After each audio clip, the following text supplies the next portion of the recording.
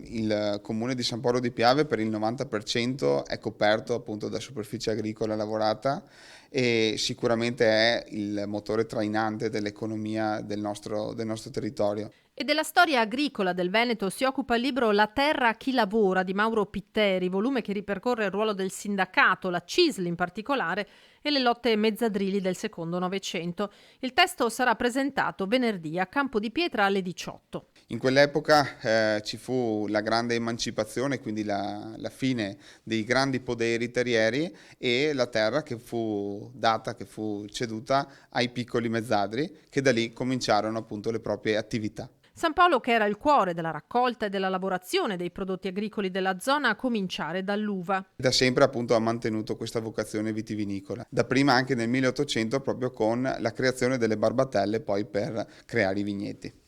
Territorio comunale che vivrà poi il 12 novembre il quarantennale del premio Gambrinus Mazzotti. Conservazione del patrimonio artistico-culturale e tutela dell'ambiente, temi cari a Giuseppe Mazzotti, sono oggi di strettissima attualità. Sarà sicuramente un'edizione interessante, i volumi che partecipano ormai sono in continua crescita e arrivano appunto da tutto il territorio nazionale, quindi sicuramente sarà una edizione frizzante e sicuramente ricca di tanto significato.